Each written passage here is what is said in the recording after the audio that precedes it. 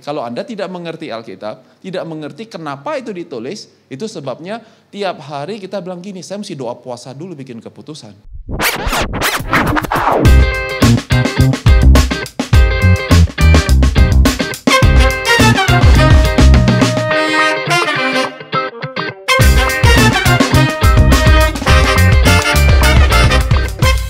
Saya bertemu pembicara ini bertahun-tahun yang silam dikenalkan oleh adik saya. Dan ketika waktu itu saya percaya kita lagi cuma minum kopi ya di Plaza Indonesia. 1 jam kita minum kopi tapi saya mendapatkan kesan yang luar biasa banget. Dan lama sekali nggak bertemu. Kemudian pada waktu mengadakan acara ini kemudian saya mencari seorang pembicara yang very kompeten di bidang bisnis. Beliau mengenalkan ada seorang yang bernama David Cokro Raharjo. Kemudian setelah saya lihat Instagramnya, saya pernah ketemu dengan Pak David ini. Ya ternyata saya udah pernah ketemu gitu ya. Makanya ini saya percaya Bapak Ibu sekalian yang ada dalam ruangan ini, perhatikan baik-baik bagaimana nanti saudara bisa mendengarkan insight daripada beliau. Dan kemudian catat apa yang menjadi golden moment sekalian atau golden nuggets-nya. Karena di meja kalian ada buku-buku, ada yang belum dapat buku nggak? Mungkin bisa dibagikan kepada Pak David. Aser, tolong dibagikan kepada Pak David dan Pak Arfan. Buku yang bisa diberikan untuk hari ini, notebooks kita. Kalian bisa catat di sana tentang apa yang menjadi kalian capture dari kata-kata beliau. Karena beliau ini adalah seorang guru gitu ya. Seorang guru yang mementorkan banyak pengusaha-pengusaha yang sudah berhasil. Tadi sebelum makan siang saya sudah kasih bocoran. Ada sebuah perusahaan yang namanya Bright Story, betul ya? Dan founder daripada Bright Story itu adalah murid dia. Jadi Pak David ini adalah seorang yang punya kapasitas yang sangat besar sekali. Dan ini menarik sekali karena Pak David ini adalah seorang business leadership coach. A communicator of ideas, a multinational entrepreneur guys. Dan juga yang gak kalah penting, ini menarik buat beberapa kalian. Beliau adalah seorang investor. Yang dengan sigap dia mencari perusahaan-perusahaan baru yang punya potensi dan dapat dimentorkan untuk bahkan grup venture capitalnya, nanti beliau akan bercerita untuk invest di perusahaan itu. Ya, dan kemudian he pursued his bachelor degree at Stevens Institute of Technology in Hoboken. Dan kemudian currently Pak David is the managing principal of MDCO, a venture builder. MDCO has adopted few startup companies. Contohnya adalah Tribelio, sebuah community platform, M Kitchen, sebuah perusahaan catering, Popcorn Technologies, sebuah F&B revenue optimizer dan ownernya ada di sini, Pak Arfan. Kemudian Dream Planner, sebuah publisher company. Kemudian GLO, perusahaan yang atau artinya gamification. Kopi M, jadi pengusaha kopi ada nggak di sini tadi? Ada seorang jemaat pengusaha kopi harus dengar di sini nih ya. Kopi M nih ya, ini bocoran ini karena saya punya akses langsung nih. Sekilas saja, Pocket Ninggoho, Viro, sebuah perusahaan F&B, Kunataruma Home Decor Retailer, MDCO has grown to more than 300 members.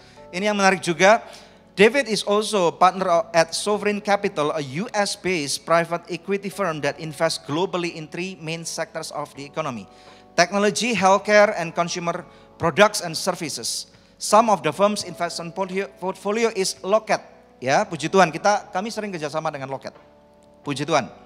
Ya, dan kemudian Bright Story, Sendit, Perry Kitchen, Printerius, Nimbly, Tada Network, Go Campus, Rebel Networks, Hacktive 8, Coda.id, Cloud Factory, Bandwidth. Bandwidth ini perusahaan yang sudah listed di Nasdaq guys. Kemudian gimana baca ini? Man Crates. Kemudian Thrive, and yang gak kalah penting, Grab. Ya, dan puji Tuhan.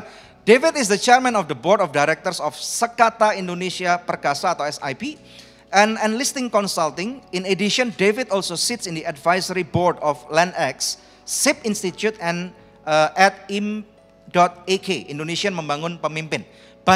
Masih banyak lagi long listnya. Saya rasa sangat benar kalau kita hari ini akan mendengar langsung dari beliau. Dan saudara sekali lagi siapkan diri saudara karena sangat sukar untuk mendapatkan golden nuggets yang akan saudara terima pada hari ini. Saudara siap nggak? Yang di rumah siap nggak? Ya, oke, dipersiapkan lagunya. Oke, oleh karena itu yuk kita berikan tepuk tangan yang paling meriah. Kemuliaan bagi Tuhan dan juga kita sambut pembicara coach kita hari ini, Bapak David Cokro Raharjo. Silakan Coach. Ya, thank you. Oke. Selamat siang. Let me help. Yes. Tes. Thank you. Selamat siang semuanya. Apa kabar semuanya? Saya dikasih waktu 90 menit ya. Yes. So I'm going to be speaking about kira-kira 20 menit, 30 menit. And then kemudian saya lebih tertarik dengan Bapak Ibu, teman-teman yang ada di sini maupun yang ada di Zoom. Kalau ada pertanyaan bisa bertanya, saya mudah-mudahan bisa lebih landing gitu ya. Tapi saya tanya sama Pastor Daniel, saya bilang adalah satu pertanyaan apa yang saya bisa jawab. Jadi saya dikasih judul namanya Business Elasticity. Bagaimana caranya bisa punya bisnis yang elastis atau supaya bisa adaptif dengan situasi di tahun 2023. Alright, so my time starts now. Let me click it. Let me put it up. David kalau gak dikasih timer bicaranya 12 jam gak selesai soalnya. Gitu ya. So, jadi kita mau cerita tentang bisnis elastisitas, bagaimana beradaptasi untuk tahun 2023. Nah, kita di sini semuanya orang Indonesia. Mari kita melihat sesuatu itu secara makro. Kalau kita lihatnya tidak secara makro, contoh aja. Saya rasa di sini semuanya adalah orang Kristen. Kalau kita baca Alkitab cuma ambilnya satu ayat, ya kan, Tuhan marah. Ya, kemudian air bah datang, jar, kita bilang gini, wah Tuhan itu jahat ya, orangnya itu adalah Tuhan itu adalah seorang bapak yang kejam. Kalau kamu salah, saya sambar dengan petir. Berarti gak beda dong sama Greek mitologi gitu, betul ya. Kita mesti bacanya sebagai sebuah keseluruhan. Pada saat dibaca sebuah keseluruhan, seluruh Alkitab, Perjanjian Lama dan Perjanjian Baru, kita mengerti bahwa Tuhan itu adalah kasih. Dia tahu bahwa manusia bisa berbuat dosa, dia yang cari manusia pada saat berbuat dosa, benar ya? Oke ya, jadi kita ngerti. Nah, kalau kita mau cerita tentang 2023, kita gak bisa cuma cerita adalah 2023. Kita harus lihatnya secara global, secara makro. Are you ready? Ya, oke. Nah, yang pertama yaitu adalah Indonesia memiliki kira-kira 280 juta penduduk. Oke, Amerika Serikat memiliki jumlah penduduk kira-kira 350 juta penduduk. Jadi beda tipis gitu ya. Oke ya. Nah, kalau Tiongkok bagaimana? Waktu 1,4 miliar manusia itu. Alright, jadi bukannya saya gak peduli dengan negara Tiongkok, tapi kita mesti membandingkan sesuatu yang apple to apple. Is it okay? Alright, nah Indonesia sudah merdeka hampir 100 tahun, Amerika Serikat hampir 400 tahun. Bedanya seperempat. Is it okay? Alright, Amerika Serikat GDP-nya, ekonominya, size-nya adalah 24 triliun US dollar. Oke, Indonesia berapa? Ada yang tahu? Mesti tahu kenapa kita kemarin hosting G20. Because we are part of the 20 most powerful country in the world. That's why we are in the G20. Nah, kenapa kita ada di G20? Karena omset kita, bukan omset kita, ekonomi size kita 1,1 triliun US dollar. Ini kita harus lihat secara makro. Kalau kita sudah lihat secara makro, kita baru tahu bahwa adalah kita sebagai orang Indonesia bukan hanya sekedar kita mau masuk ke dalam golden age daripada Indonesia. Kita akan gini, kita bacanya sepotong kayak baca Alkitab. Bacanya cuma yang saya senang aja. Saya senang cerita Daud, tapi saya gak suka cerita apa ini kalau ada pengkhotbah ini. Sedikit-sedikit ceritanya gini, kesia-siaan, you know. Nah, karena gak ngerti bacanya, gak ngerti gimana caranya bergerak. Oke, bukankah itu yang terjadi dalam kehidupan kekristenan kita sehari-hari? Kalau Anda tidak mengerti Alkitab, tidak mengerti kenapa itu ditulis, itu sebabnya tiap hari kita bilang gini, saya mesti doa puasa dulu bikin keputusan. Galau melulu, padahal Roh Kudus ada di dalam. Oke, nah sekarang itu udah tahu ya, satu dulu, keren ya? Keren ya? Nah, kenapa enggak jawab? Keren gak? Keren, kita itu mesti bangga jadi orang Indonesia. Tuhan sudah menganugerahi kita, bukan di generasi orang tua kita, bukan di generasi daripada kakek nenek kita, apalagi buyut kita. Tapi di generasi kita, kalau Anda adalah anak-anak muda, kita sekarang duduk di sebuah perekonomian 1,1 triliun US dollar. Artinya modal kita, resources kita sekarang sudah cukup untuk masuk ke level-level berikutnya. Tetapi pada waktu bersamaan kita mesti sadar diri bahwa Indonesia 1, Amerika 20. Berarti kita ini 1/20. Bukan gelasnya setengah kosong, tapi gelasnya ini masih belum penuh, kita masih ada perjalanan yang harus kita kerjakan. That's how you first of all mengatakan bagaimana saya beradaptasi dengan era-era yang akan datang. Is it okay with you? Alright, nah sekarang yang ada data yang satu lagi yang penting untuk diperhatikan sebagai seorang pengusaha, yaitu adalah GDP per kapita. GDP per kapitanya kita pada saat ini hanya 4.000 US dollar saja. Sedangkan tergantung siapa yang mengukur dan cara mengukurnya. Kira-kira Amerika Serikat itu bisa mencapai sampai 40.000 US dollar per kapita. Jadi kita sekali lagi PR-nya masih banyak. Tergantung dengan apa yang sedang kita kerjakan di sektor industri kita masing-masing. Itu sangat menentukan kalau ngerti makro, sekarang kita bisa main mikro. Apa yang anugerah ministry lakukan di tempat ini, Pastor lakukan dan teman-teman semuanya mensupport pelayanan ini penting. Let me just give you a word of encouragement. Bahwa sebuah negara yang kuat, negara yang maju, dia melakukan investasi dan subsidi yang terbesar di edukasi. Alright, and this is how I want you to talk about 2023. Indonesia, dari zamannya Pak Harto, sebagai sebuah negara, kita hanya memperhatikan subsidi di bahan bakarnya kita. Sehingga sorry ya, bisa pakai mic ini. Mic ini di Indonesia up to this second as I'm telling you. Mic ini Anda rasa murah dan bisa beli karena disubsidi sama pemerintah secara tidak langsung. Betul tak betul? Coba ya, bahan bakar baru naik ya berapa bulan yang lalu ya. Kalau naik 2 kali lipat, you masih sanggup beli mic ini enggak? Kalau gereja ini saya yakin Pak Daniel pasti sanggup. Tapi akan ada 100 gereja lain yang enggak sanggup beli mic ini. Dia bilang, gile, mahal banget nih barang. Responnya, reaksinya, negara kita lagi kena inflasi. Bilangnya gini, kita lagi kena krisis. Resesi nih.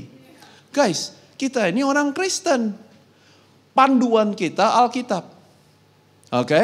Nah jadi kita mesti ngertinya, lihatnya secara global. Allah yang kita sembah adalah Tuhan yang melihat secara global. Dan kemudian mengirimkan anaknya yang tunggal, 1 orang, elasticity ini, 1 orang memuridkan 12 murid dan membawa kabar Injil sampai ke sini di gedung ini yang namanya adalah Indonesia dan tadi pelayanannya sampai ke Sulawesi, sampai ke ujung bumi. 1. Jadi kita kalau lihat sesuatu udah namanya makro, kerjanya cuma 1 kecil tapi dampaknya bisa mendunia.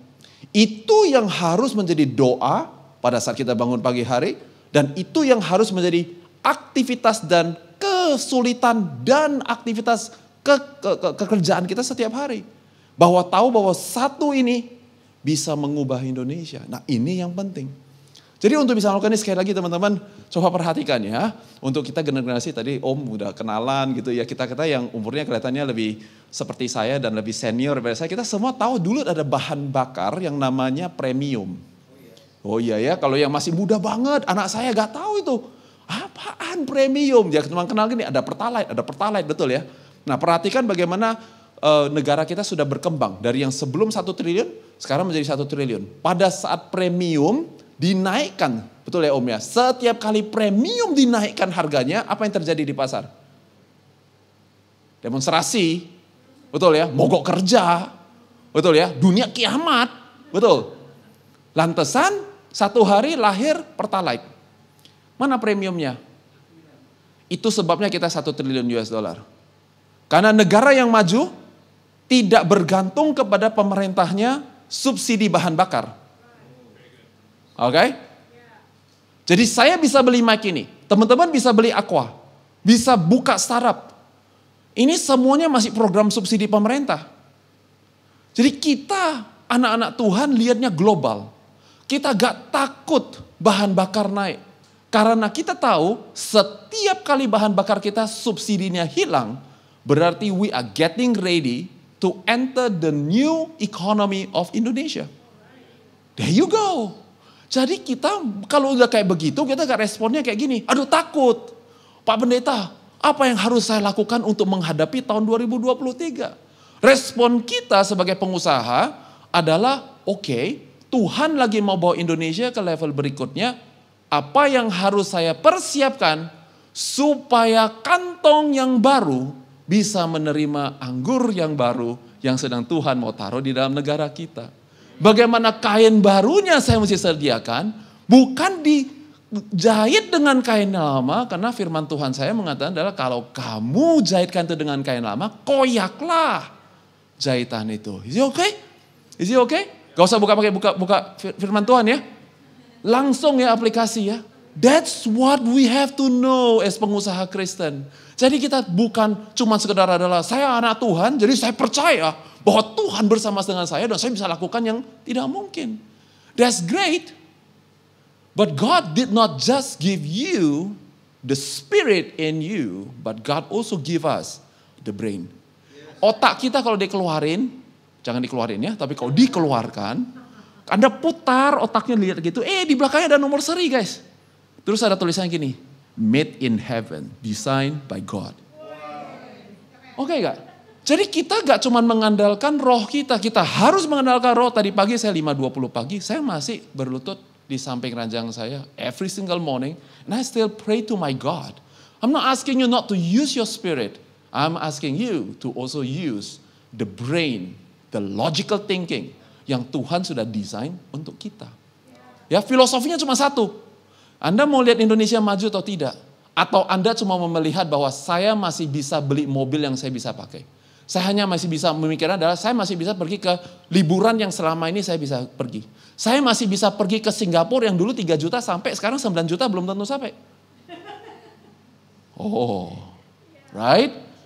Jadi pada saat kita bilang I am gospel oriented, means I'm about the purpose of the kingdom of God on planet earth like in heaven like on planet earth. Bukan sepanjang hidup saya nyaman, hidup saya diberkati Tuhan, saya bisa ngapa-ngapain aja.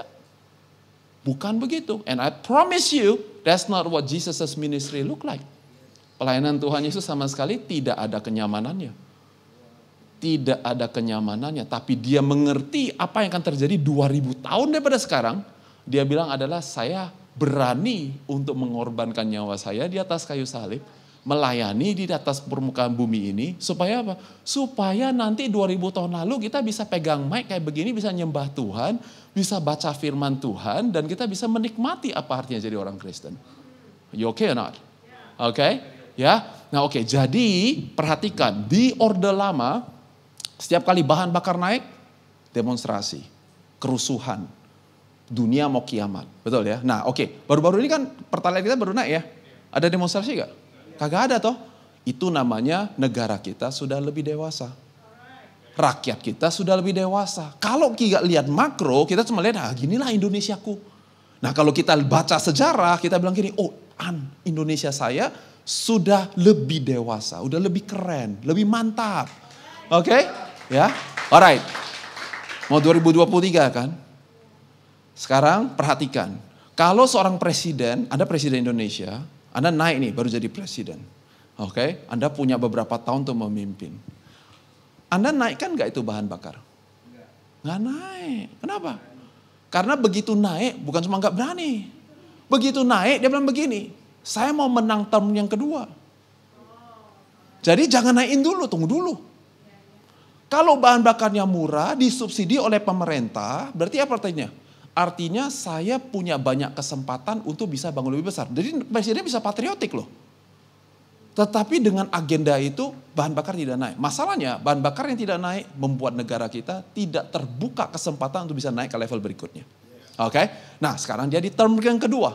Pas dia term yang kedua, dia mau pilih legasi. Legasinya gak mau dia yang naikkan bahan bakar jadi tidak ada subsidi. Jadi dipertahankan subsidinya. Sampai kapan? Sampai kita subsidi melulu setiap 10 tahun dan pemerintah bilang gini, ini kalau kita subsidi terus bentar lagi negara kita bangkrut. Jadi mau gak mau dinaikkan. Oke? Here's what I'm gonna make menurut saya ya, ini menurut saya yaitu adalah ini tidak pakai data, tidak pakai apa-apa, tapi menurut saya pemerintahan Pak Jokowi itu adalah sebelum dia turun daripada kepresidenannya dia, maka dia akan menaikkan bahan bakar kita paling sedikit 1 kali lagi, kalau tidak 2 kali lagi. Caranya bagaimana? Perhatikan, itu dari Pertalite jadi Pedrolite, jadi Metrolite, jadi apa gitu ya kan. Supaya lama-lama Pertalite-nya hilang, namanya lebih bagus, oktannya lebih tinggi, oke, harganya lebih mendekati ke Pertamax.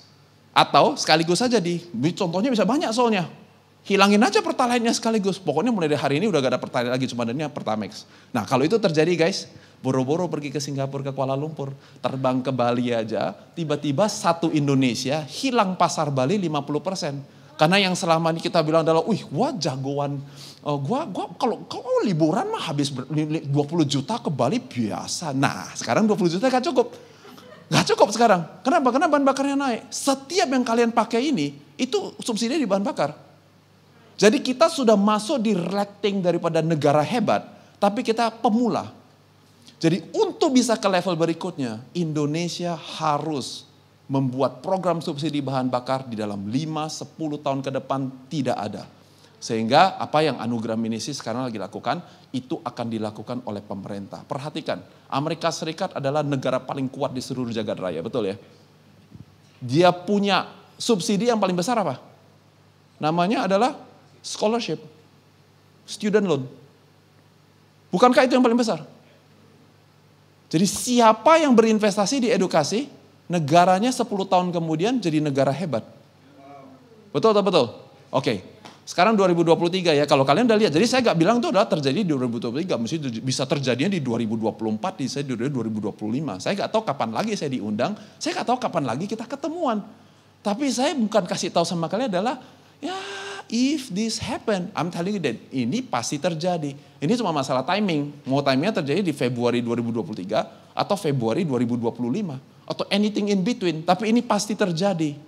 Kalau ini pasti terjadi, perhatikan. Selama ini ada banyak orang yang kirim anaknya ke luar negeri untuk sekolah, tiba-tiba gak sanggup untuk kirim anaknya ke luar negeri ke sekolah. Apa yang terjadi? Anaknya dikirim ke, kalau dulu dikirim ke Amerika, pada saat tahun 98 dikirim ke Singapura. Kalau sekarang gak sanggup kirim ke Singapura, berarti kemana?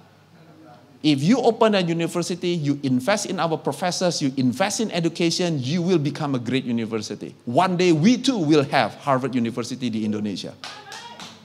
Sudah bisa melihat belum? Udah bisa melihat belum?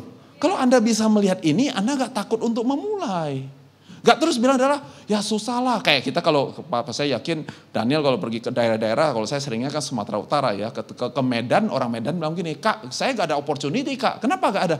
Ya soalnya kan saya gak di Jakarta, kalau di Jakarta kan kota besar Kak. Kita pergi ke Pematang Siantar begini, ya Kak saya kan anak kampung Kak. Coba kalau saya ada di Medan. Nah kalau pergi lagi ke Lubuk Pakam, lebih lagi, aduh Kak saya kan Pematang Siantar aja kita kalah, apalagi Medan, apalagi Jakarta. Orang Jakarta bilang gini, kita kan gak di Singapura, coba kalau kita di Singapura. Orang Singapura bilang gini, coba kalau gua di Tokyo. Nah ke Tokyo bilang, wah coba kalau gua di Amerika. Di Amerika dia bilang, ya coba kalau gua di kota New York. Nah, lu sampai di kota New York, dia bilang gini, enak ya lu orang di Indonesia, gak ada kompetisi. Betul gak? Ya, mereka kulitnya bule, kita bilangnya bule karena putih, jadi dia santan melulu, mau hitam. Lah kita putih melulu. Nah guys, kalau kita terus muter di sana, kita salah kaprah. Saya mau bilang begini, kekristenan Anda hanya berarti di luar gedung gereja ini. Kekristenan Anda tidak ada artinya hanya di dalam gedung ini. Di dalam gedung ini, what really matters is that you worship our God, we confess our faith, tapi pada saat kita keluar, garam di dalam garam gak ada gunanya, terang di dalam terang gak ada gunanya. Garamnya mesti ada di luar, terangnya mesti ada di luar. Jadi kalau kita mindsetnya demikian, Anda tidak takut untuk memulai, untuk melakukan sesuatu. Is it okay? Ya ini yang berhubungan dengan anugerah misi edukasi. Oke ya. Nah berarti nih, yang kemarin-kemarin nih, yang filosofinya kayak gini. Saya tidak bisa menang jualan sesuatu di sebuah marketplace karena saya gak ada program promo. Karena harga saya kurang, saya gak ada uang untuk bakar duit. Itu semuanya di dalam 6 bulan dan 18 bulan dari sekarang gak bakalan laku. Kenapa? Karena pada saat harga BBM naik, secara otomatis tidak akan terlalu banyak orang, dan itu saya sudah agak sedikit optimis. Kalau saya mesti lebih realistis, kagak akan ada yang kasih program ongkir gratis, cashback 70%. Those days will be over, not will be over yang kalian dengar gini nih, itu karena kan itu ya kita lagi resesi. Nah sekarang kalau kalian dengar orang bilang resesi, tunggu dulu. Ini saya mau pastikan ya supaya kita sedikit landing sedikit. Kalau seumpamanya, ini seumpama ya, kalau ini sekarang what if yang menurut saya gak bakal terjadi, tapi what if. Kalau besok Amerika dan Tiongkok bermutuskan untuk adalah, I don't like you, I'm gonna send you a nuclear bomb. Itu kita semuanya resesi semua. Ya, itu akan mempengaruhi perekonomian global dan kita duduk di sini itu gak ada hubungannya Bapak Ibu punya 1 juta rupiah di dalam bank account, 1 juta US dollar dalam bank account atau 1 miliar US dollar dalam bank account. It doesn't matter. Nasi, beras itu harganya bisa naik 1000 kali lipat. Gak peduli yang kaya yang miskin, itu namanya perang dunia. Itu namanya adalah depresi dunia. Itu gak ada hubungannya. Ya, jadi yang kayak gitu-gitu gak ada hubungannya. Tapi yang sekarang ini kita ini UMKM ya mikro, kecil, menengah sedang hadapi. Oke, kita yang sedang kita hadapi ini levelnya hanya berhubungan dengan 3 huruf yaitu BBM. Ya, selama itu bahan bakar akan naik, otomatis labor meningkat. Otomatis biaya ongkir meningkat. Semuanya meningkat mengakibatkan di kulit luar kita sebut namanya adalah inflasi. Dan inflasi akan mengakibatkan banyak orang tidak beli barang kita. Jadi gak usah kaget kayak gini nih.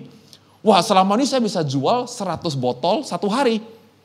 Waktu inflasi naik, oke? Yang beli cuma tinggal 80. Besok naik lagi. Saya cuma punya 30. Nah, terus saya bilang gini, ya nih, bisnis lagi susah pastor. Apa yang saya harus doakan? Kan katanya kita mesti percaya bahwa we are more than a victory. Nah, semuanya itu baik, tapi kita pakai roh, kita lupa pakai otak yang Tuhan sudah titipkan dalam kehidupan kita. When you say, saya adalah seorang pengelola, that I'm a steward, berarti yang perlu Anda kelola, yang lebih penting daripada segala-galanya adalah what goes between the 2 ears, yaitu otak kita.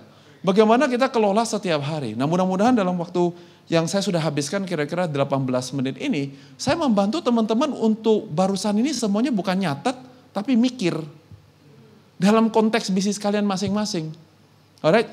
Dalam waktu 5 menit ke depan, saya hanya bisa memberikan sebuah pemikiran-pemikiran yang sifatnya sangat luas, tapi mudah-mudahan teman-teman semuanya bisa dapat sesuatu dari ini.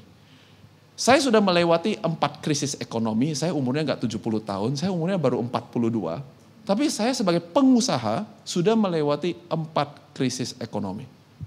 Krisis ekonomi pertama tahun 98, saya baru lulus SMA saja. Kemudian saya buka bisnis di tengah-tengah tahun 98. Tapi satu bukan karena David yang hari ini. Pada satu adalah dasarnya pedagang. Dasarnya suka cari duit. You know, jadi kalau Matius katakan adalah seek first the kingdom of God and all his righteousness. Kalau David umur 18 tahun, seek first, where's the cuan? You know, nah saya sukanya cari duit. I'm a treasure hunter, you know, I'm a profit, a cuan seeker, gitu ya.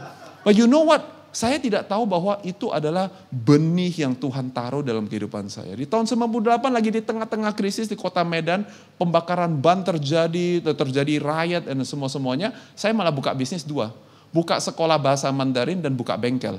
Dua-duanya high intensive asset investment. Oke? Makanya saya naik ke level berikutnya. Tahun 99 saya pergi ke kota New York, tinggal di sana total kira-kira 13 tahun. Selama di sana mengalami 2 krisis ekonomi lagi, 2001 dan 2008. 2001 saya baru buka toko 6 minggu, masih baru mulai, September 11 happen, big crisis in New York. Oke, 2008 pasti teman-teman semua mengalami, and then yang berikutnya ada 2020 dan 2021. Tadi Pak Daniel menyampaikan bahwa saya ini sekarang adalah managing principal daripada MDco. Bersama-sama dengan Miss Mary Riana dan dengan suaminya, dan sekarang kita ada 8 partner yang lain, kita membangun sebuah venture builder company. Dalam waktu less than 1 tahun ini kita sudah berinvestasi di 15 perusahaan. Di Sovereign Capital kita punya 86 perusahaan. Nah itu 15 perusahaan terjadinya kapan? During COVID. Jadi siapa yang di sini kemarin pandemi COVID bilang adalah dunia kiamat. Nah selama dunia kiamat itu perusahaan saya ada 15 biji. Jadi guys, kalian mesti memperhatikan. Kalian harus memperhatikan, pada saat April 7 tahun 2020, pada saat COVID baru saja terjadi ya, itu baru PSBB baru mulai dilaksanakan, saya melakukan webinar saya yang pertama selama 14 jam. 14 jam. Sesi 1, ngomongnya apa tahu? New trillion dollar economy. Saya tidak pernah bilang begini, how to survive. Saya, why you need to survive? New trillion dollar economy. Jadi, Ini bonus round guys. Orang biasa bilang gini, setiap 10 tahun ya Om ya. Setiap 10 tahun kita mengalami krisis loh. Kita baru selesai COVID kena krisis. Katanya tahun depan ada krisis lagi. Wah saya bilang bonus round dong berarti. Kalau zaman saya zaman Street Fighter. Wah ini ada bonus round berarti. Ini gak usah ngapa-ngapain. Cuman kalau dulu main Blanka cuman pakai itu. Cuman mobil rongsokan dipukul. Poinnya di atas naik. Ting ting ting ting ting ting ting ting. Bonus round. Gak ada musuhnya. Gak usah pakai apa-apa. Pukul aja pasti dapat poin.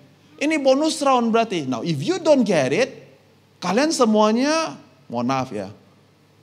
Doa puasa, Tuhan protect aset saya, Tuhan bagaimana caranya. Nah, pengusaha-pengusaha yang ngerti dan sorry to say, di dalam Alkitab kita juga ada sebuah cerita, Tuhan Yesus sendiri katakan tentang seorang hamba yang licik. Betul? Yang mau dipecat.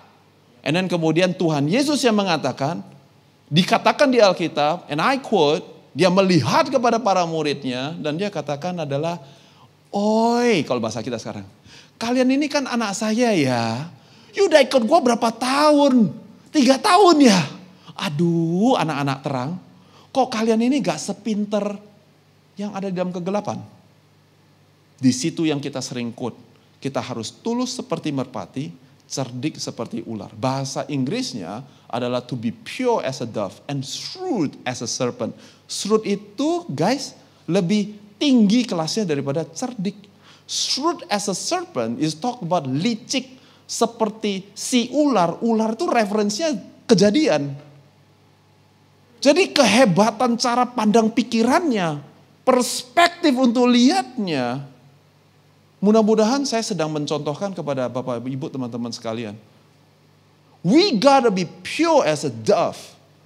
When we meet Jesus and when you kneel and pray to our God, when you go to Sunday service and you worship your God, tidak ada sedikit pun kita merasakan bahwa ada satu condemnation karena kita tahu we belong to Christ and Christ is in me. But when you do your job, you do your work, whatever business, whatever job that you are doing, kita juga bisa katakan adalah mau lu Kristen atau gak Kristen, gua lebih jago dari lu. Itu yang harusnya ada terjadi di rumah ini. Yang terjadi di rumah ini tadi waktu saya baru masuk dari ruangan ini, saya dikenalkan dengan Pak Hoke, sorry Pak, dengan Pak Hoke. Dan bisnisnya adalah maintenance AC. Pak Hendra kasih tahu begini, termasuk apartemen saya Pak, bukan cuma yang komersial. Terus ada lanjutan ceritanya. Karena dulu, katanya si Pak Hendra, waktu di servis sama orang lain, cara shrewd as a serpentnya adalah gua tusuk, bolong kabelnya, selangnya maksudnya.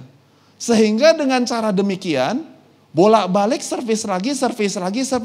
Dia gak kenal Tuhan. Makanya gonta-ganti cari servis. Pak Hoke bangun bisnis dengan tulus seperti merpati, cerdik seperti ular, yang dimana adalah gak neko-neko. Tapi bisnisnya tetap jalan. Kena COVID, biasa-biasa aja. BBM naik 2 kali lipat. Nah kalau kalian bisa lakukan itu yang barusan kita bisa bilang begini nih. Nih kalau pastor saya kasih taunya begini.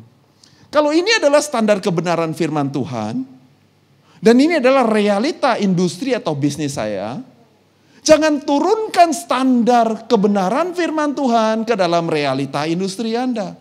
Tapi dengan keberadaan kita, saudara-saudara sekalian, di kantor kalian maupun di bisnis kalian, di industri apapun, write it down, industri apapun.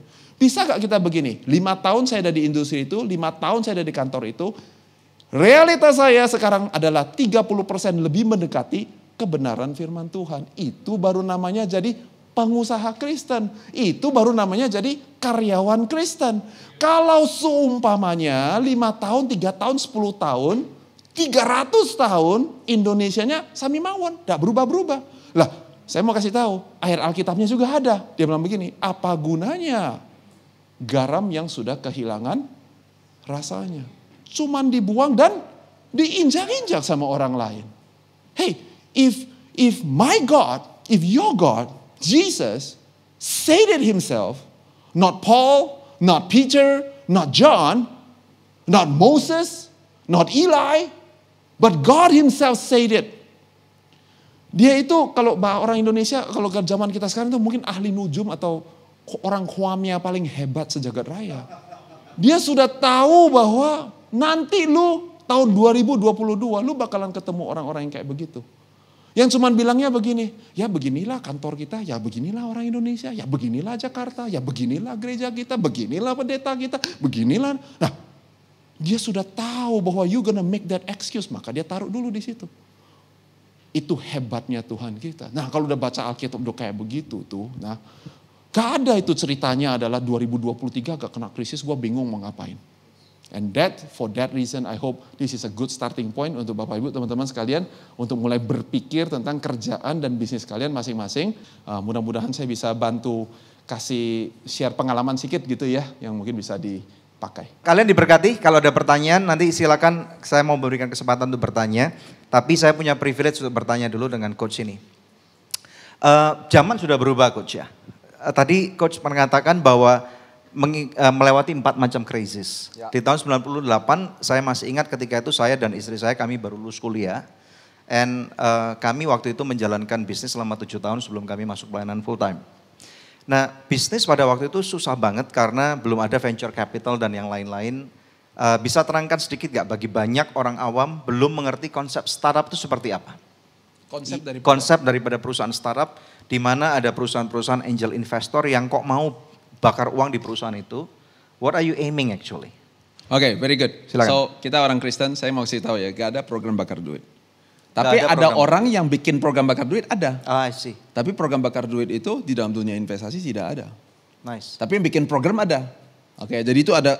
Saya tahu saya lagi bermain dengan kata-kata. Let me explain to you. Alright, itu seperti bro, sepak bola atau bola basket? Bola basket. Bola basket. Oke, baik kita sama cas bola basket. Oke, nah ini perhatiin ya. Kalau semuanya seorang ini kemarin semuanya Lionel Messi datang ke lapangan bola basket, ya kan dia tendang bolanya, jas gitu bolanya masuk. Yes. Anda hitungnya itu skornya ada skor point atau tidak ada? Ada dong. Nggak ada dong. Nggak ada karena nggak ada pertandingan. Pakai kaki. Oke. Kita kan pemain bola basket. Oke. We gotta shoot the ball. Oh I see, oke. He also shoot the ball. Tapi kita bilang gini, foul. Betul. Dia bilang, loh bolanya masuk ke keranjang loh, tapi kita bilang begini, betul. Tapi cara main soccer tidak boleh dimainkan di lapangan bola basket. Nice. Jadi tidak ada program bakar duit. Investasi itu bukan masalah bakar duit. Nah, jadi sekarang saya ajarkan yang benar. Investasi adalah berhubungan dengan risk and reward. Hukumnya cuma begini, low risk, low reward. High risk, high reward. Kalau ada yang namanya low risk fit, high reward, itu namanya hoki. Oke ya. Gua taruhnya low risk, ya Pak Hoke ya. Tapi high reward saya jamin 100%. Bisnisnya Pak Hoke itu gak ada ceritanya kayak gini. Gua gak pakai modal, gua gak pakai keringat, gua gak pakai resiko, gua gak pakai apa-apa, bisnis gua jadi. Iya. Gak ada. Nah tapi ada loh yang kayak gini. Tapi dia bilang, loh Pak, tapi kalau saya cari di jalanan ada loh. Yang low risk, high reward, bener. Tapi kalau satu toko, wah lu hoki banget deh kalau gitu. 3 toko. Yang pasti Anda bukan McDonald. I see. Oke? Yeah. Jadi itu tidak bisa bahasa bisnisnya, tidak bisa diskalakan. Jadi yang bisa diskalakan yang ini. Low risk, low reward. High risk, high reward. Low risk, low reward. High risk, high reward. That's right. Nah oke, jadi kalau sekarang kita bangun sebuah startup, filosofinya begini. Topik saya adalah business elasticity. Yes. Saya di sini ada salah satu juga orang yang di dalam Tuhan, namanya adalah Billy Kurniawan. Okay. Dia adalah founder daripada Janji Jiwa. That's right. Kalau kalian pernah ketemu sama dia, kalian lihatnya keren ya. Wah gila men, dia ada 1000 toko nih, gini. Oke, nah Anda mesti tanyanya pertanyaan begini dalam mengerti elastisitas. Bill, you pertama langsung buka berapa? Dia gak bakalan begini. Gitu tuh gua waktu pulang ke Indonesia naik Boeing 747. Jadi gua bukanya berapa? 747 toko. Kagak ada. Jadi berdasarkan feeling ya? Bukan gitu ya? Iya. Tapi bukanya berapa? 1. As a matter of fact, kalau you benar-benar tanya Billy bilang begini, gue mulainya buka Janji Jiwa bro. Nah, bukanya apa coba? Ada yang tahu? Hah? Kalais. Masih ada tokonya sampai sekarang. Dia coba di situ. He was one of the co-founder. Gagal, bangun lagi, gagal, bangun lagi, muter-muter, satu toko kerjain. Oke, sampai akhirnya udah ada satu resep bagus, dia memang meninggalkan perusahaan itu, dia bangun Janji Jiwa. Bukannya berapa toko? Langsung 17. Satu toko. Kalau saya gak salah ingat ya, sampai 40 atau 50 toko pertama, semuanya dia buka sendiri suami istri, dia yang buka dari desainnya sampai pelatihannya sampai semuanya dia yang kerjakan sendiri. Nah sesudah selesai, lo kok mau ya tiba, bayangkan ya guys ya, dari 50, nah saya gak tahu berapa, pokoknya anggap aja semuanya 100 deh, gitu ya. 50 saya 100 toko dia buka sendiri. Besok dia bilang gini, gue jual franchise, langsung 800. Wow. Nah kenapa orang mau kasih dia uang? Itulah namanya adalah dia mengerti bagaimana cara menjalankan bisnis. Pada saat resikonya masih rendah, rewardnya ya satu toko jual satu gelas 20.000 bisa untung 10.000 kotor, dipotongin ongkos sama macam bisa dapat 5.000 sebagai contohnya. Ya sudah jualnya satu gelas, low risk low reward. Kemudian menjadi high risk sekarang. Kenapa? Sekali buka 600 toko. Sekarang perlu SOP, sistem, franchise itu macam-macam semuanya kayak begitu. Ngerti gak? Nah jadi dengan cara demikian itu namanya adalah investasi itu berhubungan dengan resiko dan reward. Orang yang sudah memberikan sebuah cap on the resikonya dan mengetahui rewardnya seperti apa. Maka orang seperti saya mau menjadi investor untuk perusahaan itu. Okay? Yes. The day you no longer talk about the risk and the reward, I have a different name for you. That's called gambling. I see. Okay? Yeah. You ambil resiko, you cuma taunya adalah cuma satu gini, pokoknya gue resiko gue taruh begini, wah pasti gue menang. Kalau kita kalau 47,5 kali kita sambil setiap kali kita lempar dadunya sambil kita kedip 47 kali kita lempar, wah itu pasti jadi tuh. Ya kan? Yeah, Oke ya, saya dramatisasi sedikit karena di dalam bangun bisnis teman-teman ada yang kayak begitu. Pokoknya Kak, saya sudah pelayanan loh. Saya setiap hari ikut persekutuan doa loh. Yeah. Saya sudah ikut donasi tadi di Anugerah Ministry loh. Wow, ini kayaknya oke nih. Tuhan bicara sama saya akan buka. Hey, God speak to you in the spirit. God give you the brain to think about it. Cool. Can I teach you a little bit? Sure. Is it okay? Yeah. Pada saat Raja Daud katakan bahwa adalah saya tinggal di istana, Tuhanku tinggal di bait suci. Tinggal di kemah. Dia bilang, Kristen kayak apa gua? Mungkin nih kalau bahasa kita sehari-hari. Masa gua tinggalnya di istana? Tuhan gua di gerejanya cuma segini doang. Dia bilang begini. Di dalam rohnya dia bilang begini. I'm gonna build the house of God. Spirit. Okay? Dia panggil nabi, nabi bilang puji Tuhan. Kira-kira gitu ya. Nabi pergi, Tuhan panggil nabi, dia tanya mungkin ya kalau bahasa kita dia, oi, you got me God. Mungkin gitu tanyanya gitu ya. Terus saya bilang begini, Tuhan loh. Kalau gitu jangan sok jago jadi Tuhan. Gua kasih rohnya sama Daud. Tapi lu bukan Tuhan. Lu balik lagi sama Daud bilang gini. Gua kasih lo hatinya Daud. Tapi bukan lu yang akan bangun. Tapi anak lu yang bangun. Ini semuanya pasti tahu ceritanya ya. Betul. Satu generasi kemudian Salomo bangun ya. Yeah. Perhatikan pembangunan bait suci Tuhan. Pada saat bait suci Tuhan ada beberapa hal yang saya akan ambil aja. Contohnya dikatakan bahwa kayu dan batu itu diambil dari hutan-hutan tertentu, batunya diambil dari daerah tertentu dan kemudian dialirkan melalui sungai tertentu dan pada sampai di Yerusalem dibangunnya itu dikatakan begini, ada catatannya nih. Tidak ada satu batu pun yang dipukul untuk bisa membangun bait suci. Betul ya? Nah, kata kalau baca Alkitab tuh cepet kayak gitu tuh kita anggap ya itu keren juga ya, mujizat ya. That's right. Nah, gitu. Kayu, the cedar trees itu nggak ambil waktu 3 hari jadi sebesar itu. Betul atau betul? Yeah. Berarti Raja Daud pada saat dia bilang dia angkat pedang, karena itu habis itu Raja Daudnya angkat pedang lagi. Salomo adalah the king of peace because the whole region is conquered by Israel. Yes. Who did that? His father. Yeah. Ngomongnya di sini, kerjanya di sini, sama di sini. Mantap. Ada kebun cedar trees. Batunya dipilih. Batunya gak kayak gini nih. Gak kayak nonton Avengers. Begini. Siapa namanya Iron Man punya itu? Jarvis. Dia bilang, Jarvis, make us the pahatan daripada kemah suci. Gak ada. Iya. Berarti ada artis, ada pemahat, ada seniman yang harus dibeasiswakan. Wow. Karena 20 tahun lagi dia akan dipakai. Do you understand that Daud dikasihnya di sini dan Tuhan bilang, "Oi, the vision I give it to you today, but the completion is for the next generation." Wow. And that's why Tuhan bilang tanganmu penuh dengan darah, tapi anakmu Salomo akan membangunnya. Jadi executionernya Salomo. Tetapi yang memikirkan dan menjalankannya, it's not just about Israel become the most powerful country in that region at that era.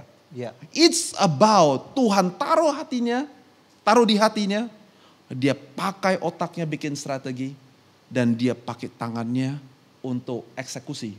Yeah. Dan pada saat dia melakukan itu, nah satu generasi kemudian Salomo bisa bangun. Jadi semuanya itu ada, bahasa Inggrisnya apa? Something between the lines. Yeah. Yang kita kadang-kadang kita cuma baca, wah kita mau seperti Daud, saya juga mau bangun rumah Tuhan, saya mau mendukung pastor punya visi. Oke, Tuhan taruh di hati kalian, nah besok masuk kantor, masuk ke bisnis kalian lagi. There is something that you gotta do up here. And there is something with your hands yang kita perlu kerjakan. Sehingga visi yang Tuhan taruh di gereja ini dan visi yang Tuhan taruh di hati pendeta kalian dan di dalam hidup kalian masing-masing, kita mulai mengusahakannya. Kalau udah kayak begitu, I promise you, mikirinnya udah gak duit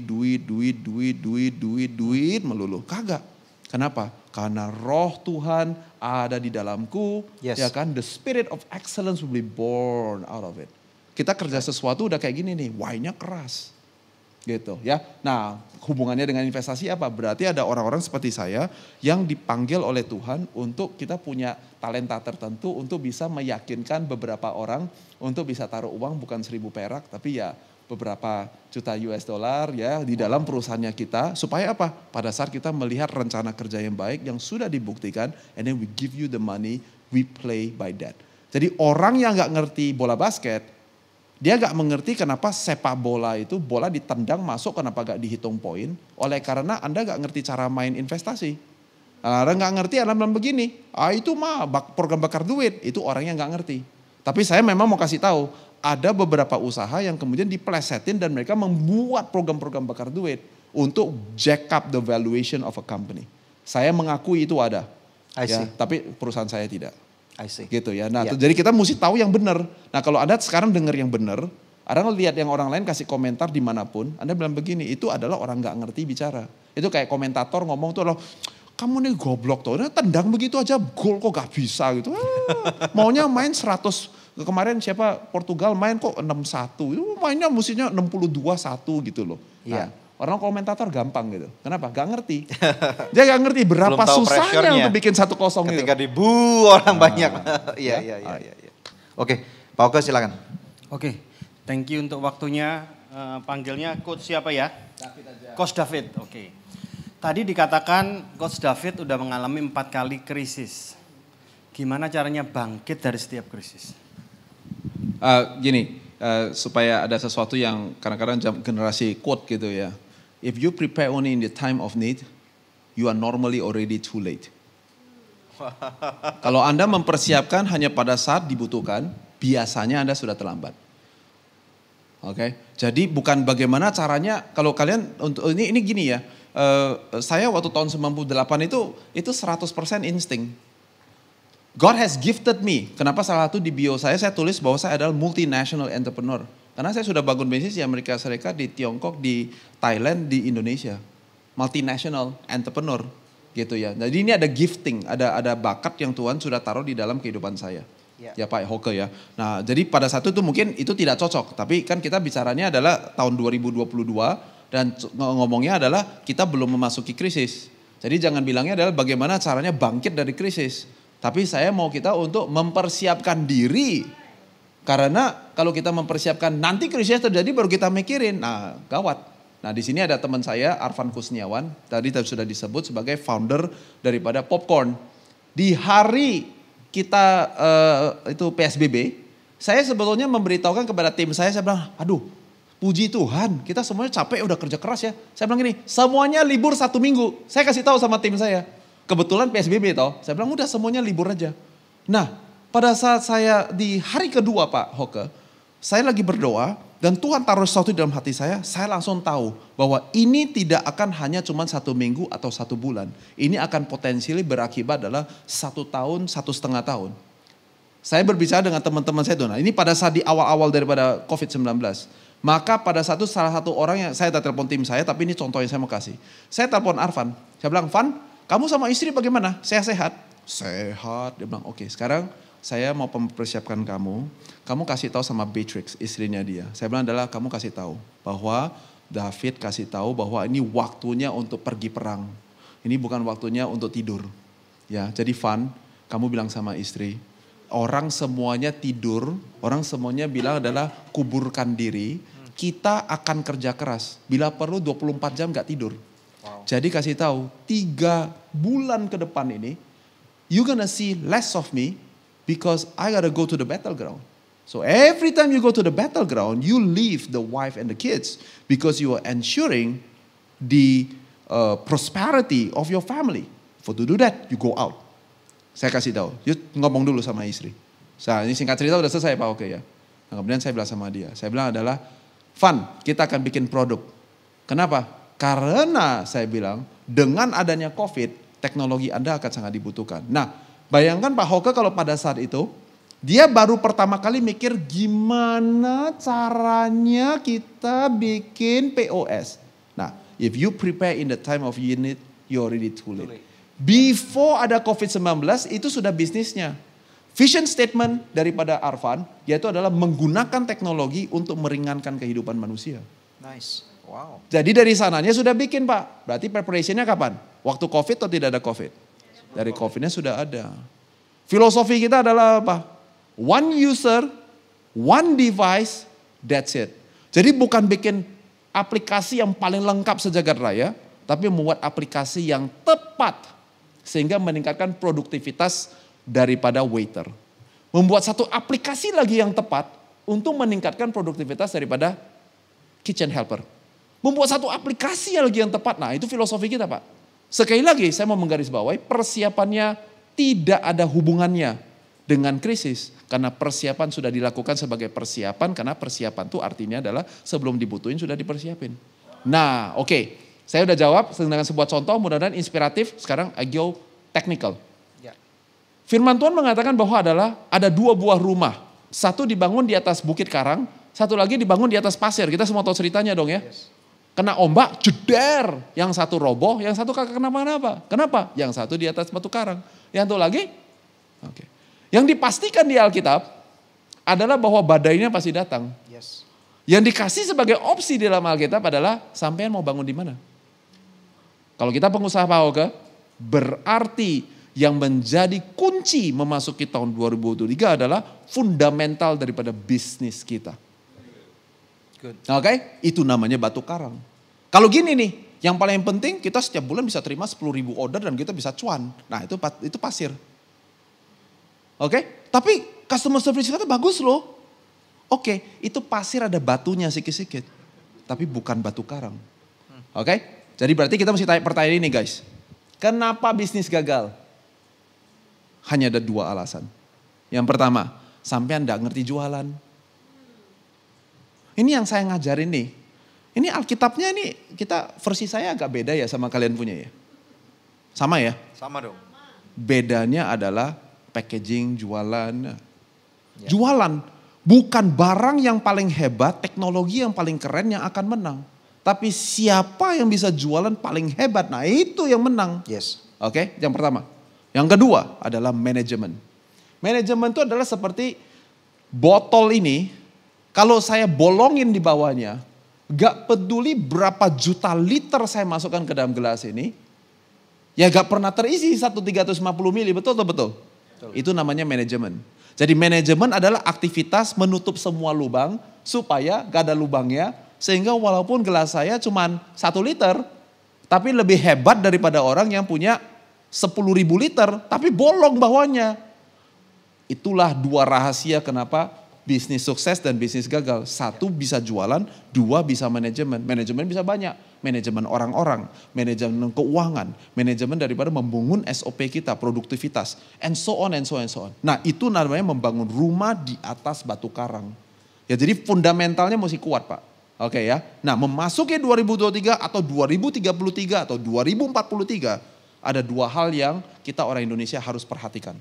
Nomor satu, tidak ada satu manusia pun di dunia ini yang selalu pakem sama seperti Tuhan Yesus, sama dulu, sekarang, dan selama-lamanya. Itu adalah predikatnya Tuhan. Ya. Untuk manusia, kita selalu berubah-berubah. Betul ya, makanya ada suami istri yang sudah menikah 57,88888 tahun yang kita bilang, kok bisa-bisanya sih lu cerai? Karena manusia masih berubah. Hanya ada satu yang tidak berubah, dahulu, sekarang, dan selama-lamanya. Itu predikatnya Tuhan, manusia berubah. Jadi mau kapanpun zamannya, krisis hanya sekedar sebuah akselerator untuk menunjukkan tabiat manusia yang sesungguh-sungguhnya. Krisis tidak pernah merubah manusia. Tidak ada satu manusia pun yang mengatakan ada, gini, saya senangnya begini loh, Hen. Gue suka makan tuh di restoran yang jorok. Gak ada. Tetapi COVID-19 mengakselerasi tabiat manusia yang bilang begini, makanan itu mesti higienik. Ya. Betul tak betul? Betul. Gara-gara COVID, mesti cuci tangan, mesti ini, sendok garpunya mesti dimasukin dalam plastik, betul gak? Jadi krisis tidak merubah manusia. Krisis hanya mengakselerasi apa yang menjadi karakter dan tabiat dan keinginan manusia. So, di dalam batu karang kita. Kalau dari sononya kita selalu memikirkan tentang apa atau bagaimana caranya saya bisa meringankan, membebaskan beban daripada customer saya, beban daripada supplier saya, beban daripada partner saya, beban daripada investor saya jamin Anda anti krisis. Wow. Jaminan pasti, itu adalah natur manusia. Oke? Right. Yang kedua, kalau untuk Indonesia penting sekali ya, yaitu adalah apa? Teknologi. Semakin kita maju ke depan, teknologi menentukan produktivitas daripada bisnis kita. Coba bayangkan kalau kita pergi ke restoran yang zaman dulu, saya yakin kita masih zamannya gitu dulu. Kalau orang orderan ditulis di kertas, tulis kertas gitu ya. Habis itu nanti waiternya kalau simpen satu kertasnya, dibuang ke tong sampah, dia simpen 580 ribu di kantongnya sendiri. Nah, itu bisa 17 tahun lagi baru ketahuan dicolongnya. Ya. Dengan teknologi hilang deh. Betul atau betul? Betul. Jadi teknologi sangat penting untuk merubah. Kelas kita, kalau Anda kelasnya UMKM, perhatikan ini.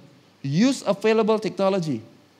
Kalau kalian kelasnya adalah konglomerat, kalian kelasnya adalah korporat, you have to lead the development, the innovation of technology. Because teknologi akan membantu Indonesia naik dari 4.000 US dollar ke 5.000 US dollar ke 10.000 US dollar dan seterusnya. Oke, nah jadi kelasnya mesti tahu kita lagi ngomong di kelas apa. Tetapi dua hal ini yang penting. Nah kalau kita memperhatikan dua hal ini, maka dibantu dengan kita udah bangun fundamental bisnis kita baik. Nah niscaya kita punya bisnis itu sebetulnya recession proof. You have to prepare before you need it. Nah tapi pertanyaan Pak Hoka adalah kalau pas kena nanti gimana ya? Karena nanti pasti ada dengar pasti yang gitu juga. Katanya Alkitab adalah orang miskin selalu ada di antara Anda. Gitu ya. Jadi berarti terjadi dong. Pasti bakalan ada yang lagi jatuh. Gimana caranya bangkit daripada itu? Tidak ada cara lain. Orang goblok, maaf di gereja ya, gak boleh ngomong. Gak apa-apa, okay. Orang goblok adalah kayak begini nih. Kemarin bangun di atas pasir gagal. Terus dia bilang begini, yuk kita coba lagi loh. Kali ini kita bangun yang 17 lantai, pastor. Tapi di atas pasir lagi, kita lihat ya. Mungkin kita gak apa-apa loh Pak. Itu kan agak sedikit kegilaan, kebodohan. Jadi gimana caranya bangkit sekali lagi? Kalau Anda diizinkan untuk jatuh, Anda diizinkan untuk bangkrut, Anda diizinkan untuk mengalami itu, tidak ada lagi cara lain kecuali melakukan satu hal. Yaitu adalah restart, membangun lagi, meninggalkan yang lama, dan sekarang mengarah kepada yang baru. Sekali-kali ini bangunnya apa? Dengan fundamental yang kuat. Ya, selamat sore Pak David. Selamat sore. Saya Amos. Bisnis saya bergerak di peternakan ayam kampung. Kemarin gagal di BB Packing. gagal total istilahnya Pak. Jadi membangun dari puing-puing ini.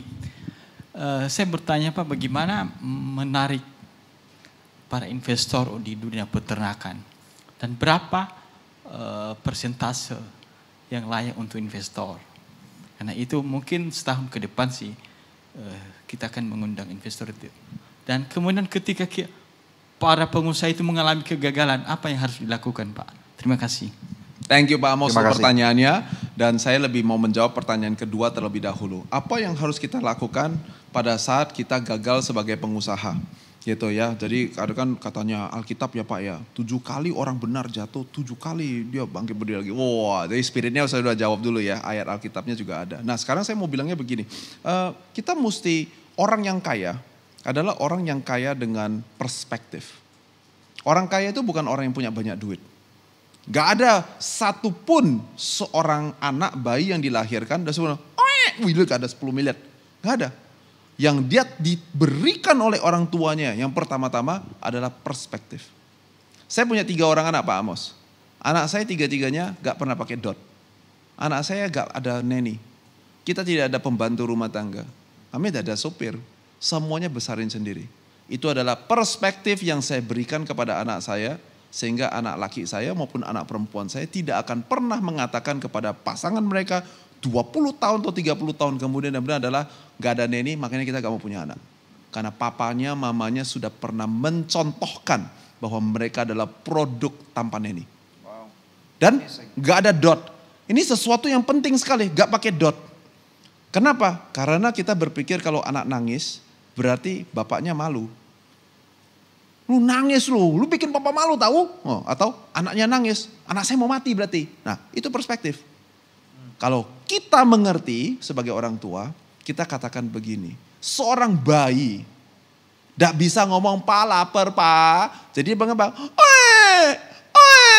nah, kalau ditinggalin 3 menit, jadi gini. Kalau ditinggalin 15 menit, betul? Perspektif. Kalau itu anak kalian atau ponakan kalian, perspektifnya ini apa ini? Kita ajarin anak kita. Pada saat dia kecil, dia cuma bisa mengalami tanpa mengetahui. Pada saat anak saya 15 tahun yang paling besar, dia bisa melihat bagaimana kita mendidik anak orang lain. Dan dia sekarang bukan hanya pernah mengalami, tetapi mengetahui, berubah menjadi perspektif yang menjadi wisdom pada saat anak perempuan saya satu hari menjadi seorang istri dan menjadi seorang ibu.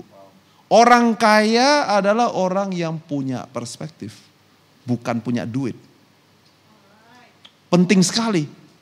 Oke, jadi kalau bangun bisnis, nah sekarang udah siap-siap untuk perspektif, berarti Bapak adalah orang seperti kalau kita pakai bayi Pak, itu loh Pak, anak saya kalau waktu kecil itu ya Pak ya, saya mau nantang dia, ada gak di sini pernah lihat bayi ya, baru lahir, langsung lompat. Langsung bisa, everybody kung fu fighting. Gak ada, saya jamin 100%. Saya jamin 100% gak ada. Pasti semuanya mesti belajar golek dulu. Mesti belajar untuk apa? Merangkak dulu, betul ya? Lantasan, waktu kita pertama kali anak kita mau berdiri, pernah gak lihat? Yang berdiri langsung gini, sat nih Pak, lihat gue bisa berdiri nih. Kira gak ada ya? Pasti gini kan? Gitu ya, dan jatuh, Nah kalau jatuh kita bilang sama anak kita Pak, kita bilang goblok lo berdiri aja dah bisa. Nah yang benar anaknya benar-benar gak paralyzed jadi paralyzed. Gak bisa berdiri. Jangankan memimikan dia bisa lari. Bisa main bulu tangkis sama Grisha Poli. Oh udah usah. Karena setiap kali dia jatuh kita bilang goblok lo. Perhatikan Pak Amos bahwa Tuhan kita yang kita sembah. Kalau kita sebagai papa di bumi yang gak pesempurna. Ngerti bagaimana besarin anak. Bayangkan perspektif surga tentang kita. So Pak, you didn't gagal. Gak gagal. Itu namanya jatuh. Kan baru bangun bisnis pertama jatuh. Ya itu baby jatuh itu. Ya, itu normal itu. Gak apa-apa. Nah kalau kita tidak punya perspektif itu, mudah-mudahan perspektif ini membantu Pak Amos untuk mengetahui bahwa that's okay. Nah tapi itu tidak cukup. Nah sekarang pada saat saya dalam waktu kira-kira 9 tahun Pak, saya bangun kira-kira 70 perusahaan. Saya exit 4 kali. Jadi kalau kita hitung-hitung ya, 70 potong 4 sama dengan Jadi yang teman-teman kemana ya? Great athlete never count the missed shots. Great athlete count the made shots. Great athlete did not just think about his own made shots. Great athlete think about how he assisted other athletes. Itu perspektif. Jadi benar. Kalau dihitung pakai matematika, saya punya 50 sekian perusahaan yang gagal. Tapi Anda tahu gak bahwa di dalam 10 tahun dan 22 tahun ini ada berapa puluh dan berapa ratus pengusaha yang sudah saya lahirkan. I assist other people. Jadi saya gak lihatnya adalah, I'm a loser. Bapak baru jatuh sekali, saya berarti jatuhnya udah berpuluh-puluh kali Pak.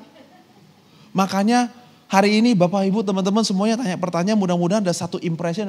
Ini orang ada yang bisa gak dijawab gak ya? Loh kalian jatuhnya sekali takut, loh saya jatuhnya ini puluhan kali. Makanya ototnya malah jadi gede, jadi besar. Makanya tinggi besar, makanya bisa lakuin apa aja loh. Kenapa? Ya jatuh, gak ada orang yang bilang sama goblok lo, gak ada. So today I'm telling you, Bapak tidak goblok, Bapak bukan orang loser, Bapak belajar dari kejatuhan itu. Oke ya, nah sekarang uang toh, nah ini uang penting ini. Saya gak lulus by the way dari luar negeri, tapi saya pernah sekolah di Amerika Serikat. Uang sekolah saya Pak Amos adalah 40.000 US dollar per tahun. Ya 600 juta rupiah. Kita sekolah 4 tahun dapat S1. 600 juta dikalikan dengan 4 sama dengan 2,4 miliar rupiah. Anggap aja 2 miliar ya Pak ya. Saya habisin 4 tahun, 2 miliar dapat S1. Sekarang saya mau nanya ya, kalau saya bilang habis 2 miliar Pak, oke, 1 tahun dapat S1, kirim gak anaknya untuk sekolah ke situ? Oke, yang takut jawab itu takut dijebak soalnya. Yang ini adalah sudah kelewat sering ikut saya. Itu adalah kenyataannya, banyak daripada kita pikir, gue 1 tahun habis berapa? 2 miliar. Nah, filosofi saya adalah, kalau 2 miliar 1 tahun bisa dapat, ya why not dong? Oke? Nah sekarang saya nanya lagi ya. Kalau habisnya 200 juta 3 bulan dapat S1 mau gak? That's why saya buka 70 perusahaan. Murah. Saya sebagai akreditasi universitas, saya tidak pernah menerima 1 lembar pun sertifikat. Tapi di dalam kehidupan saya pikir saya sudah punya banyak S1, mungkin 50, 100, punya beberapa S2 dan punya beberapa S3. Saya layak untuk jadi profesor. Saya adalah visiting professor di alma mater sekolah saya. Wow. You know why?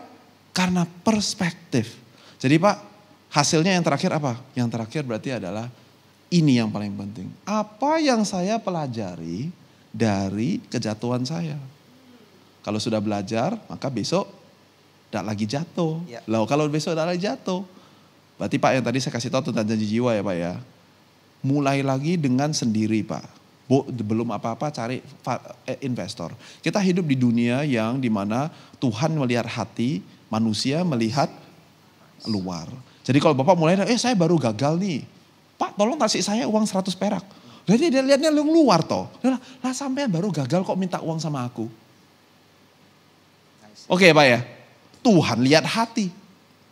Jadi bagaimana cara memulainya lagi? Mulai dari 1 lagi. Nah pada saat kita memulai dari 1, ya kemarin bisa bikin semuanya 1000 ekor. Sekarang cuma bisa bikinnya 100 ekor. Kita mulai dari 100 ekor. Karena kita tidak takut. Kita tahu bahwa apa yang kita mulai dengan iman kita dan dengan pelajaran kita, berarti di sini sama di sini. Nah sekarang saya pakai ini dong kerjain ya. Maka Tuhan sendiri yang akan membawa kita pergi ke level-level berikutnya.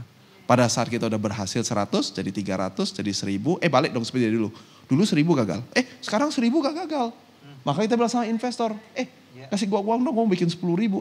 Dia bilang, of course, why not? Dia mengingat cerita yang terakhir. Dia tidak mengingat cerita bahwa, kemarin saya pernah jatuh.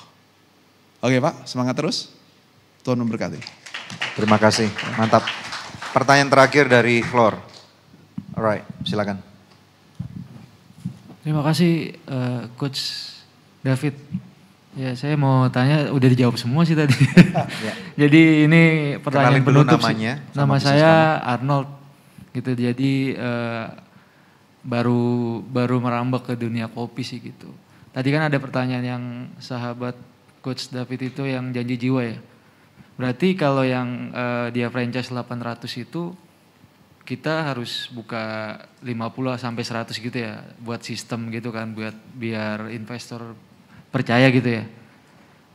Sistemnya gitu. Jadi sistemnya apakah teknologinya dikembangkan gitu buat sistem buat bikin proposal untuk ke investor-investor gitu.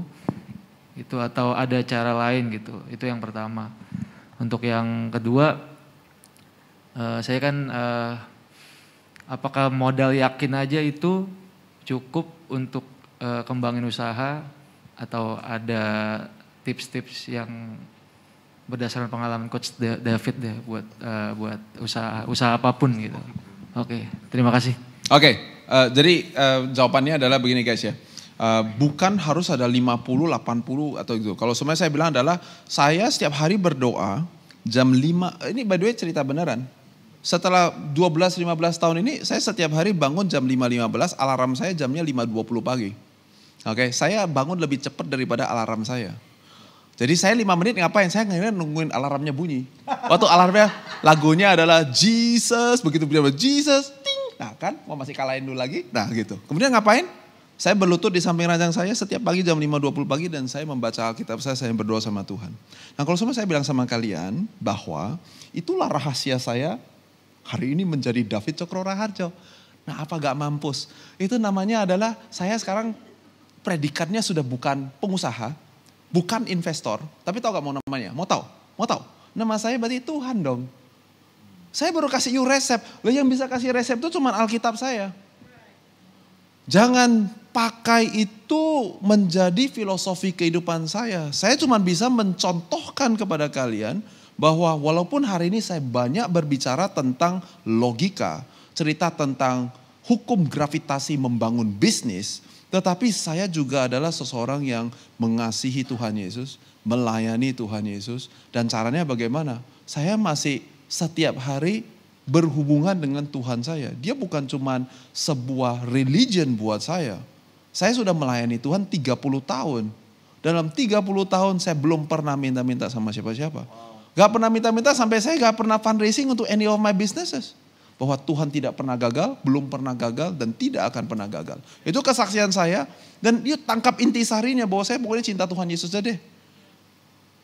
Saya gak main perempuan, saya gak judi, saya gak ada bisnis ilegal, saya gak ada apa-apa. Gak ada apa-apanya saya sebagaimana, sampai tanda tangan saya gak laku di perusahaan saya. Saya gak bisa keluarkan saya gak bisa hire orang atau pecat orang, saya gak bisa ambil uang atau tarik uang. Saya tidak bisa lakukan apa-apa dengan perusahaan saya. Saya cuma bisa mengatakan bahwa adalah semakin kita tinggi, seperti yang kalian pasti tahu, a man of authority is a man under authority. Berarti saya harus taruh diri saya di bawah otoritas daripada para partner saya. Supaya apa? Supaya saya bisa di hold accountable. Ngerti gak? Saya hidup by budget, bukan hidup by profit. Mau profitnya seberapa besar? Keluarga saya dan istri saya hanya hidup dari budget yang sudah di-set untuk tahun ini. Bukan berdasarkan ini perusahaan kita naik atau turun. Saya baru pulang dari New York 10 hari itu karena ada budgetnya. Jadi saya gak ada sumpah jadi orang miskin ya. Saya punya sumpah untuk hidup sederhana. Saya dan istri saya membuat sumpah. Kita bernazar kepada Tuhan untuk hidup sederhana. Kita gak ada bernazar untuk jadi orang miskin. Kalau orang miskin gak bisa pergi 10 hari ke New York beli sepatu, beli jaket, itu gak bisa. Jadi saya bukan orang miskin, tapi kami cukup sederhana. Oke? Nah itu gak bisa kalian copy paste any of the things that I just said. Saya cuma bisa mencontohkan apa artinya mudah-mudahan. As Paul say, follow me as I follow Jesus. Hopefully kalian menangkap the spirit. Oke? Nah bangun bisnis juga sama, gak ada hukum pasti. Alright, tapi ini beberapa hal yang saya mesti bisa titipkan. Yaitu pertama adalah kalau orang minum you punya kopi, pertanyaan adalah orang bilang cuma ada 3 respon pada saat Anda mencoba produk atau jasa kalian. Yang pertama, dia bilang adalah wow, oke? Atau yang kedua kayak gini, atau yang ketiga begini, oke? Hanya ada 3 respon customer Anda. Tidak usah cerita 1000 toko, kalau Anda tidak bisa mengumpulkan beberapa ratus, beberapa ribu orang, oke? Apalagi kalau punya 10 juta orang gini. Gak usah mikirin 1000. Berarti tau gak apa? You belum prime in your contribution, you belum rich in your competencies. There is something about the way you brew that coffee that is not yet there. Tapi kalau semuanya banyak orang, wah. Oke, ingat ya, pelanggan yang puas melakukan 3 aktivitas. Dia use, dia buy, dia promote. Yang ketiga ini kelihatan. Bahwa suruh, gak disuruh-suruh nih. Diposting di mana-mana, itu namanya dipromosikan. Bukan di-advertisingkan ya, tapi dipromotkan. Oke, di U dan B-nya ada 2 filosofi yang mungkin berguna buat kalian. Oke, karena di sini tadi ada pertanyaan yang bilang, tapi saya gak ada dana kita gak sehebat Kak David. Saya gimana caranya bisa bangun bisnis ini? Oke, you bisa pakai UB and then P, atau you bikin gini, BU and then P. Oke, kalau you use and then you buy, itu yang kalian kenal, ini yang agak bisa mudah, jadi saya asumsi Anda tahu kalau saya bilang freemium. Oke, artinya nih, kita bagi-bagi 10.000 botol kopi kepada 10.000 orang untuk mendapatkan apakah ada 6.000 orang yang bilang gini, wow ini kopi dari mana nih? Caranya bagaimana? Di acara-acara saya, kami mempromosikan produk-produk lokal seperti yang Pak Daniel lakukan, tetapi mereknya semuanya dibuang semuanya. Artinya, the only way peserta-peserta kita mau order barang itu lagi, dia harus telepon salah satu staff saya. And that's how we know, wow, kalau orang gak ada respon, berarti it goes like this. Tapi kalau ada orang kayak gini nih, semuanya Arfan gitu kan, orangnya saya gitu, Van, ini barang apa ini? You mesti bilang sama Coach Diti, ini barang tidak layak ada di dalam dia punya circle. This thing I'm telling you, it's ugly, it's bitter, the packaging sucks, you know. Nah kayak gitu, berarti kayak gitu kan. Dari 100 orang ada bagi itu. That's how we know you are not ready, atau dalam bahasa kita adalah tidak ada product market fit. Atau bahasa saya adalah PR-nya belum jelas loh. Oke, jadi Anda perlu melakukan, itu namanya use, buy, promote. Kita bilang sama Pak Daniel, kita bilang begini, Pak, Bapak minum dulu. Kalau Bapak suka, nanti yang 10 yang pertamanya diskon 50%. Berarti jadi buy gak? Botol pertama kan use tapi tidak buy. 10 botol yang kedua, 10 botol berikutnya berarti adalah use 10 botol, buy-nya tapi at 50%. Betul? Oke? Buntutnya harus promote. Oke, research ya, kayak kasih PR. Namanya adalah NPS, Net Promoter Score. Itu ada sebuah filosofi dalam bisnis namanya NPS. NPS itu mengatakan bahwa adalah kalau 9-10 dia baru promote. Jadi kalau orang bilang, Pak kopinya enak agak? Dia bilang begini, ya oke. Dari nomor 1 sampai nomor 10 nilainya berapa Pak? Kalau dia bilang namanya 8 atau 7, banyak orang yang mengatakan bahwa berarti bisnisnya bagus dong, kan tinggi kan? Lebih tinggi daripada 5, salah.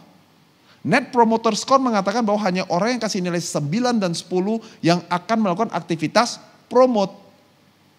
Loh jadi kalau 8, 7, 6 itu gimana? Ya good sih, ciamik sih. Tapi ya untuk konsumsi sendirilah. Kenapa? Karena packagingnya gak bagus. Kenapa ya? Karena ya ini mungkin begini, nah macam-macam.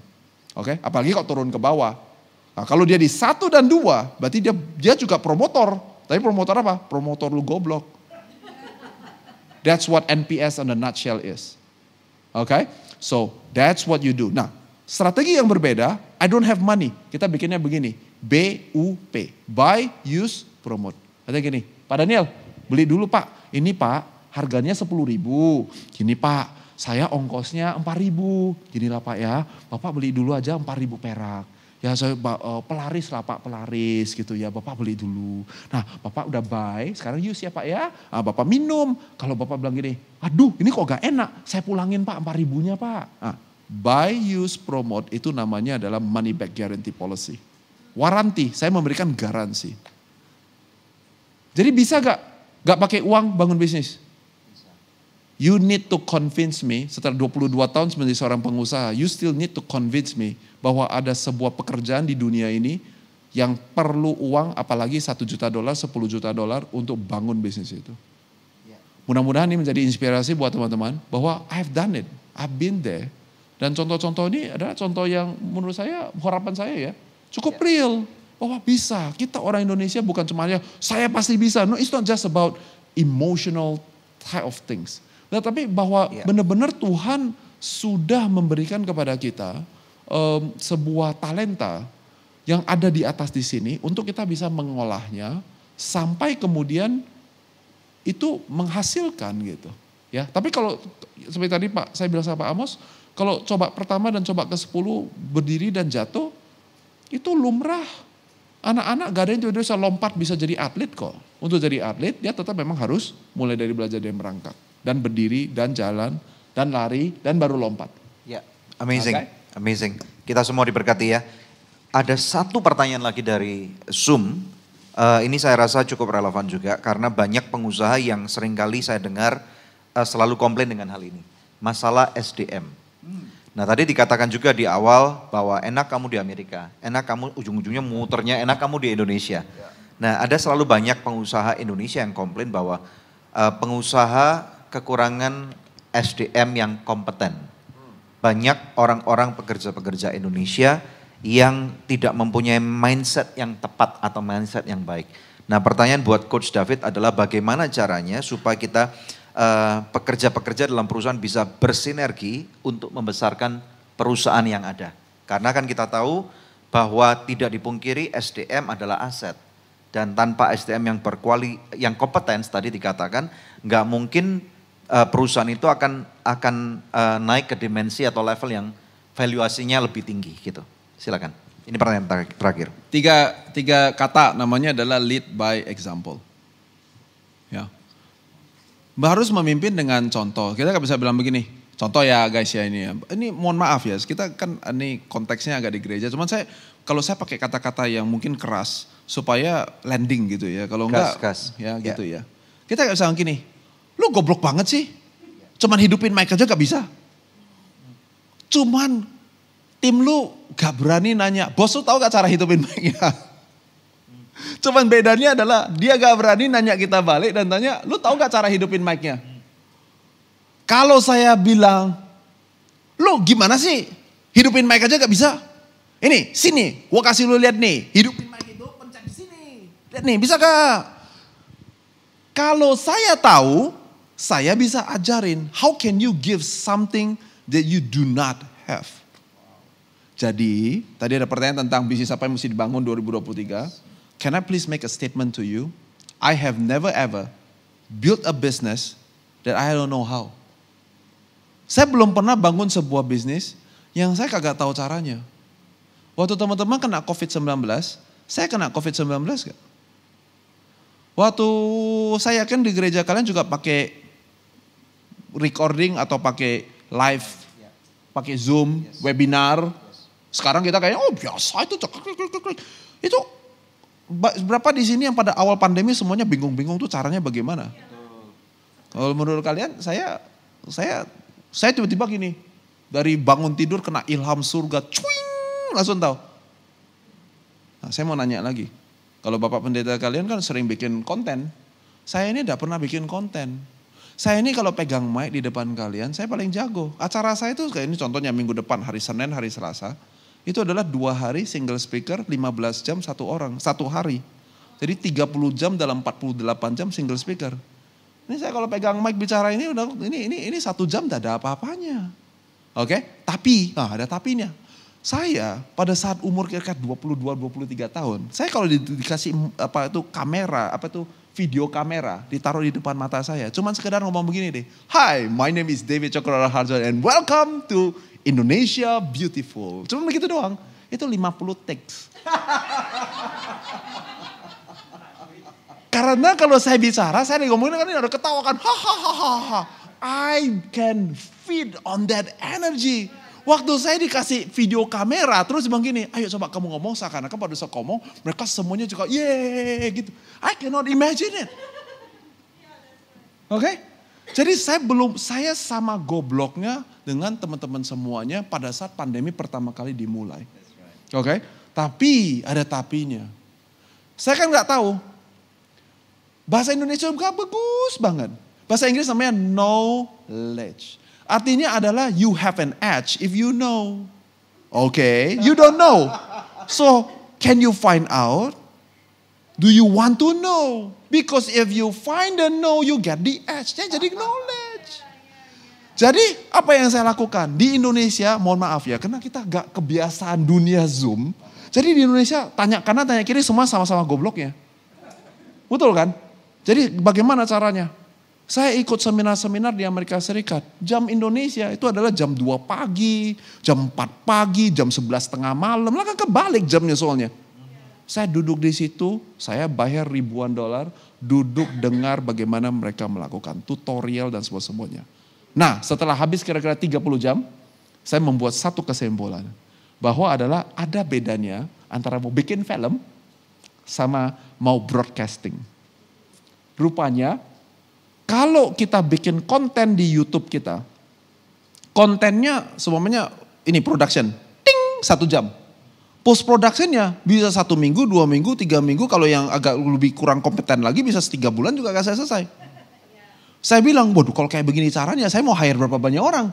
Saya mau setiap hari ada konten. Berarti mau hire 1.000 orang. Maka saya bilang kita sistemnya broadcasting. Kalau broadcasting adalah pasang 3 kamera, I assume this is what you're gonna do as well, right? You pakai switcher, switch kamera 1, 2, 3. Saya ada sesuatu yang orang lain gak punya. Kita menciptakan ratusan jam punya konten during COVID.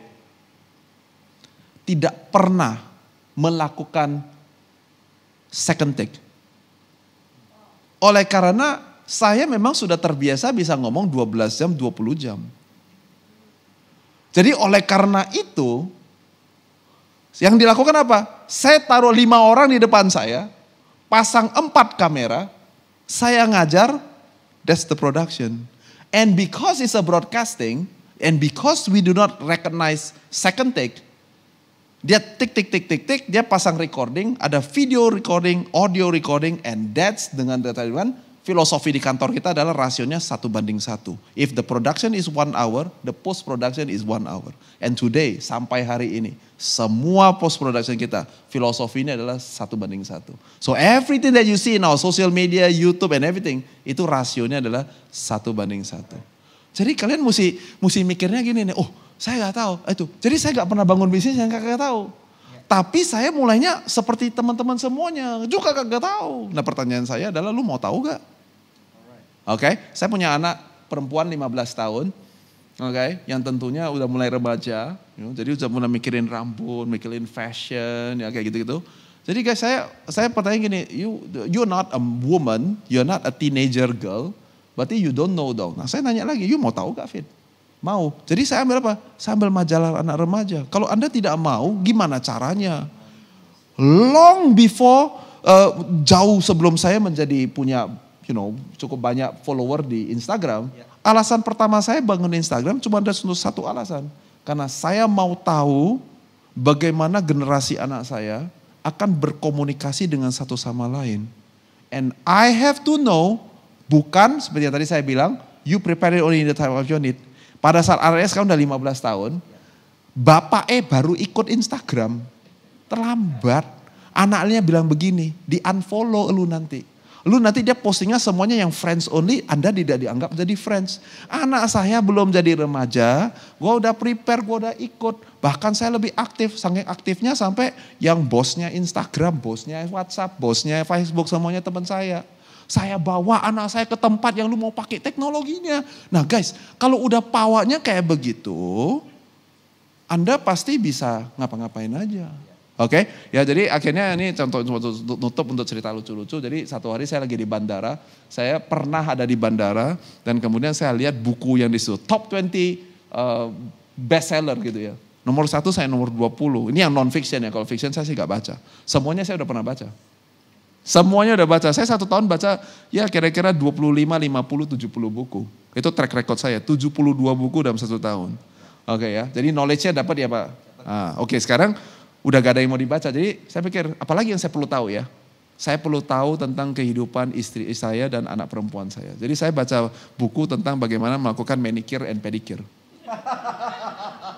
Jadi kalau kalian lihat Instagramnya kita sama anak perempuan saya, by the way Bapak Ibu yang punya anak-anak perempuan gitu yang main itu apa mai-mai, yang dancing pakai tangan. Saya gak bisa sehebat anak saya ya. Tapi saya juga gak malu-maluin levelnya yang beginner yang cuma gini. Saya mainnya juga muter-muter. Cuman muter-muternya gak sehebat anak muda yang levelnya sampai yang level dewa. Tapi saya bisa. Dia main dancing mesin. Itu yang pakai kakinya lompat-lompat itu. Ya sekali lagi saya gak sehebat anak-anak muda. Tapi saya juga gak malu-maluin kelasnya beginner. Saya itu apa namanya saya lupa itu. Di Oculus itu ada main game yang kotaknya datang mesti dipukul-pukul itu. Anyway, ini sometimes I miss the game. Itu gamenya anak muda zaman sekarang. Saya gak bilang gini, gua udah 42 tahun gitu-gitu, apa-apaan sih suruh joget-joget, suruh goyang-goyang. Kagak.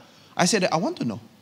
I want to know. And if you have the know, you want to know, you got the edge. You got knowledge. You punya komponen pertama untuk menjadi kompeten di dalam sesuatu. Nice. Oke? Yang kedua, pengalaman. Karena coba sekali awkward, tapi kalau sekarang kalian lihat saya di time zone atau di mana main sama anak saya, pokoknya gak malu-maluin. You know why? Karena apa? Practice makes perfect. Oke, kita ini mesti lebih pintar dari anak-anak kita. Kita mesti lebih pintar daripada anak buah kita. Saya kasih contohnya gak langsung di perusahaan supaya teman-teman nangkep. Gini loh, anak-anak itu ya memang lebih encer. Jadi dia main gini, besok kan 4 lagu toh. Lagunya 4 beda. Jadi saya mainnya gini, Rachel. This time I follow you, next game you follow me, oke? Pilih lagunya maksudnya. Oke? Nah, dia kan pilih. Oke. Giliran saya ya, swipe yang kedua kali ya. Saya bilang begini, lagunya adalah Susita Betai. Oke, mulainya dari beginner, 60% completion. Lagu kedua apa lagi? Susita Betai. Beginner lagi, 85%. Lagu ketiga, Susita Betai. Tapi 98% kalau jadi beginner. Oke, sekarang kita naik ke level 2. That's how you lead by example in your office. I wasn't a broadcaster. I choke when a video camera is in front of me. Tapi saya lakukan itu secara terus-menerus. Mulai dari beginner level, Susita Betai. Sampai hari ini kalian lihatnya David adalah gila. Itu orang kalau fisik 30 jam 2 hari. Kalau webinar 14 jam non-stop. Kok bisa ya? Loh, Susita Betai. Dan tim saya semuanya di bawah 30 tahun. Orang bilang apa? Anak 20 tahun baperan, pindah-pindah kerja. Mereka itu. Anak-anak saya semuanya tidurnya jam 2 pagi guys. Do you know why? Susita Betai. Dan because you lead by example. Dan karena kita bisa lakukan, satu hari ada nih muridnya Yesus yang datang sama Yesus. Dia bilang, Tuhan, gua udah doain loh. Kenapa setannya tidak keluar? Iya dong. Saya mau nanya ya, dia kok bisa tahu ya, dia doain orang itu setan bisa keluar. Kenapa? Lead by example. Because Jesus sudah, ting, bangun dia, ting, sembuh dia, ting, melek matanya. Jadi muridnya begini, oh in the name of Jesus bisa ya? Oke, in the name of Jesus. Melek. Satu hari ada yang gak bisa. Waktu dia gak bisa, dia tahu. Dia harus kembali kepada siapa? Yes.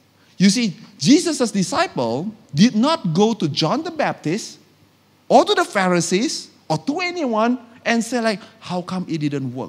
Because Jesus did not teach only, tapi dia disciple his people.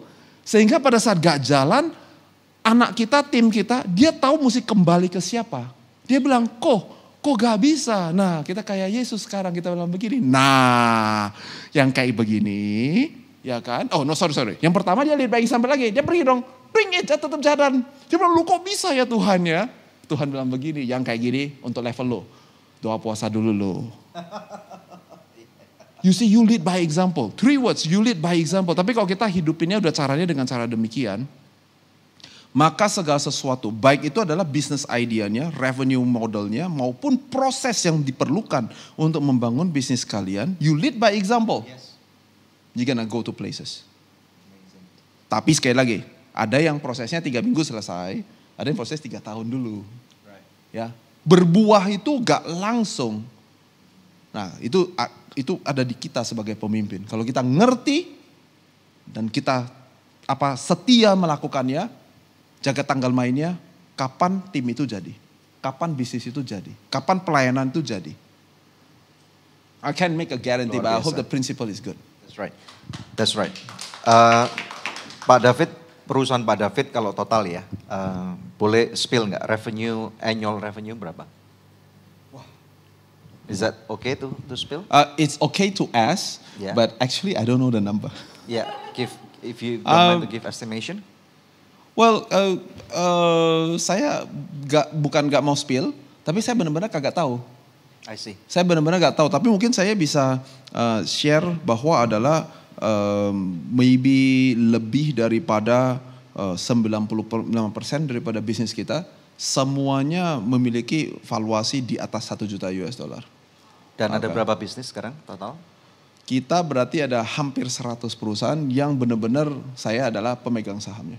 100 juta dolar per tahun revenue. Ya. Pak David tinggal di daerah mana? Karawaci. Karawaci. Kantornya di mana? Kagak ada. Oke, tapi your main office going in the morning?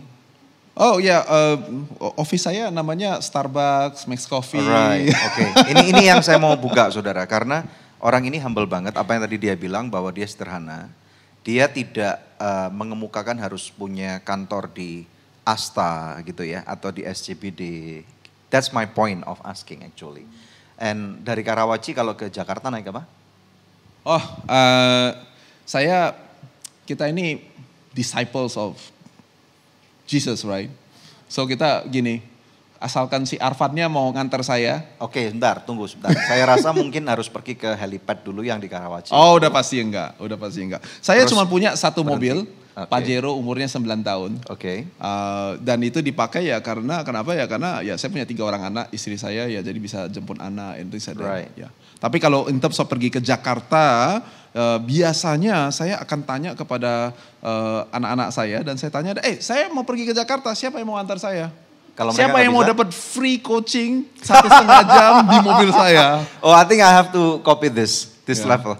Gitu ya. Itu yang saya lakukan dan kalau tidak ada ya baru kita biasanya kita panggil Grab atau Grab my company, so we call Grab my preference. No, I'm just kidding. Ini kita naik taksi gitu ya dan kadang-kadang mungkin karena saya tahu arah pertanyaan ini mungkin saya bisa tambahkan bahwa adalah guys kalau beli sesuatu based on kebutuhan gitu ya. Boleh tidak dinikmati? Boleh. Tapi jangan dinikmati dulu karena ada kebutuhan. Bukan. Karena saya ada kebutuhan dan saya mau menikmati kebutuhan itu. Nah jadi sebagai contohnya kadang-kadang saya mesti pergi ke beberapa event yang dimana tidak layak seyoganya saya datangnya itu sebagai contohnya naik dari Abang Ojol atau naik Avanza gitu ya. Saya perlu naik dengan mobil yang lebih keren. Nah, definisi logonya semuanya yang mahal-mahal. Oke, gini, itu mobil semuanya satu barang semuanya anggap aja 1 miliar. Saya untuk butuh itu, saya hanya butuh at the moment, butuhnya untuk saat ini, saya hanya butuhnya paling 1 tahun 2 kali atau 3 kali.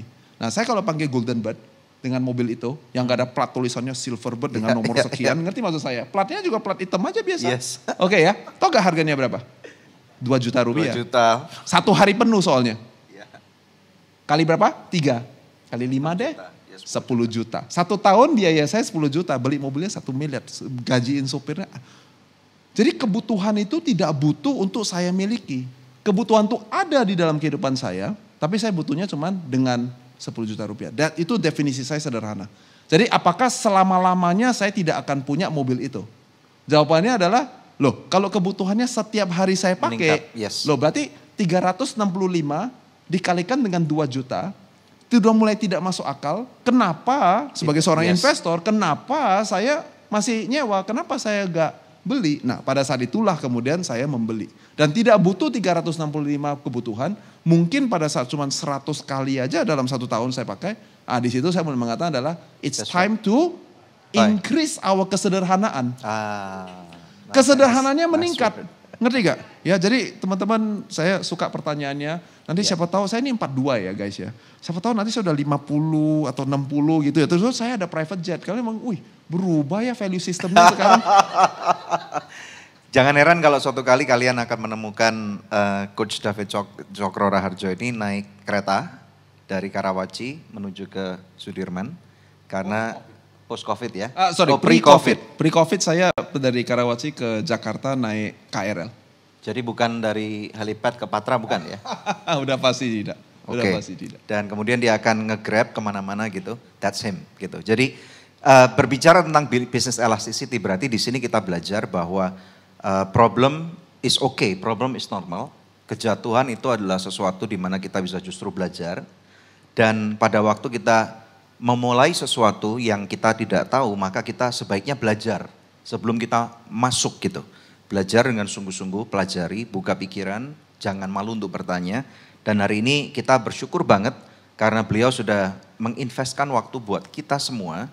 Sudah hampir 2 jam nih ngomong ya. Jadi lebih 2 jam lebih 45 menit. Kita berterima kasih banget. Kita belajar banyak. Hari ini kita berikan tepuk tangan untuk Coach David. Hai guys, yang dicari selama ini, yang ditunggu dari dulu. Let's go! So Good Crispy Barbecue Wings, baru nih! Kulitnya crispy, dagingnya juicy, rasa barbecue, yummy! Enak parah, siapa aja, di mana aja, bebas makan So Good Crispy Barbecue Wings. Crispy, juicy, yummy!